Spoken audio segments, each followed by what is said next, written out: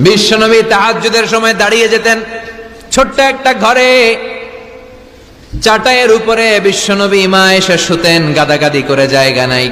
মাঝরাতে বিশ্বনবী তাহাজ্জুদের জন্য দাঁড়াতেন, আল্লাহু আকবার বলে দাঁড়িয়ে যেতেন, নামাজ শুরু করে দিতেন।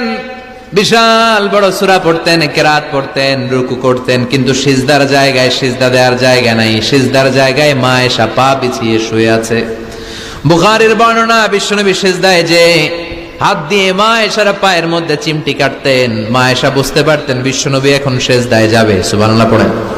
মা এসা বুঝতে পেরে পা দুইটা সরিয়ে নিতেন, বিশ্বনবী সিজদা দিতেন। সিজদা দিয়ে বিশ্বনবী যখন আবার দাঁড়িয়ে যেতেন, মা আয়েশা পা বিছিয়ে আবার শুয়ে পড়তেন। কি ইবাদত ছিল বিশ্বনবীর! হাত্তা তাতাওয়াররামু খাদামা। মা আয়েশা বলতেন বিশ্বনবী দাঁড়িয়ে থাকতে থাকতে এত সময় ধরে তাহাজ্জুদের সালাত পড়তেন, ওনার পা গুলো ফুলে এরকম টিউমারের মতো মোটা হয়ে যেত। সুবহানাল্লাহ পড়বেন না? দাঁড়িয়ে থাকতে থাকতে বিশ্বনবীর পা গুলো টিউমারের মতো মোটা হয়ে যেত।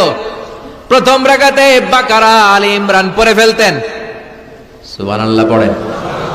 বিশ্বনবীর পা যেন ফেটে যাবে, এভাবে হাত বেঁধে দাঁড়িয়ে থাকতে থাকতে বিশ্বনবীর হাতগুলো বাঁকা হয়ে যেত, ব্যথা হয়ে যেত। বিশ্বনবী তখন হাত দুইটা ছেড়ে দিতেন। আবার যখন এনার্জি ফিরে পেতেন, যখন বিশ্বনবীর ভাল লাগতো, আবার হাত বাঁধতেন। পড়েন সুবহানাল্লাহ।